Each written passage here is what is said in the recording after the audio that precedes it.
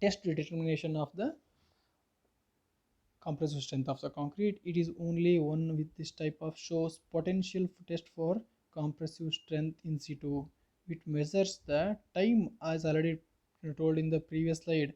It measures the time to travel a ultrasonic pulse passing through a concrete from A to B.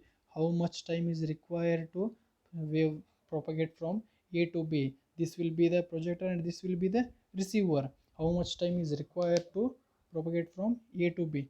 If it is a very denser material or very harder material, the waves motion will be very fast. If it is a very less denser, the waves motion will be very less. Based on this category, we can find out the ultrasonic pulse velocity method.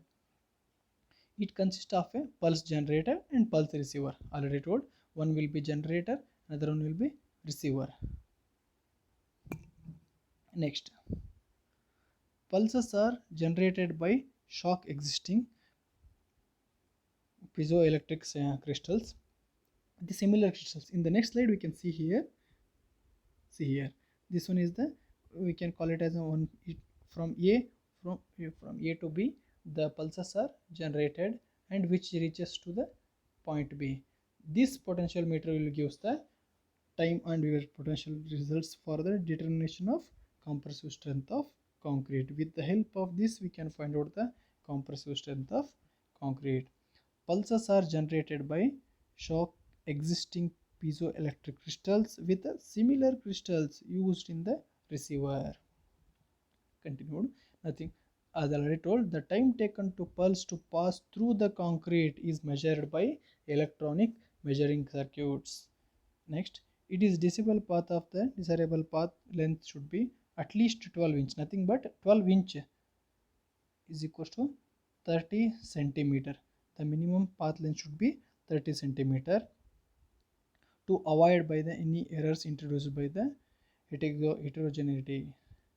Next, there is an increase in the pulse velocity below the free, because the pulse velocity which is dependent on the temperature, it may be subjected to freezing effect or it may be projected to thawing effect.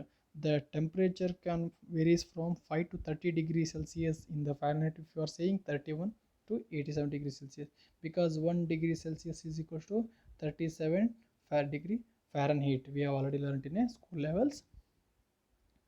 So this one is the instrumental setup. We can see clearly one connection is connected to a point and another connection is connected to here. Here it is giving the potentiometer reading. Here from the here we are sending the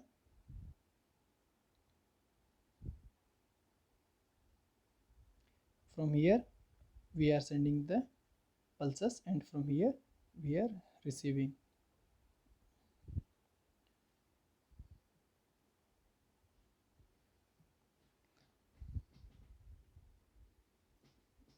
Receiver projector.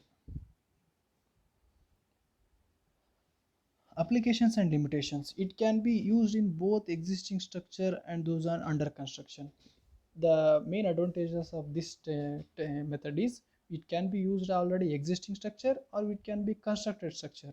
If large difference in the pulse velocity are found within the structure, it means defective or deteriorated concrete can be presented. The means which says the pulse velocity which should be in a within limit means there should not be a any lagging or any difference in the readings. That should not be much difference, and high pulse velocity readings are generally indicative of good quality. As I told in the next slide, we can see here if the pulse velocity 15,000 feet per second, that is can be classified as an excellent concrete structure. If it is 12 to 15,000, then we can classify it as categorized good quality. If it is 10 to 12,000, then we can call it as a questionable. It means from here we need to question for the public buildings or anything. If it is 7 to 10,000, which is not suitable for the usage, that is nothing but very poor. If it is less than very poor. So continue. As the concrete ages, the rate of increase in the pulse velocity slow down. We know If it is in the, we are calculating the compressive strength of concrete in 7 days, automatically the strength will be less. If it is calculating the compressive strength of 90 days, it almost, it reaches the ultimate strength of the concrete. Suppose we are calculating the this pulse velocity, nothing but in the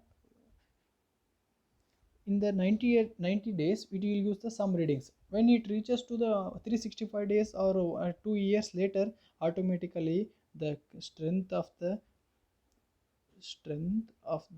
concrete has been reduced, nothing but in earlier days, which is almost directly proportional.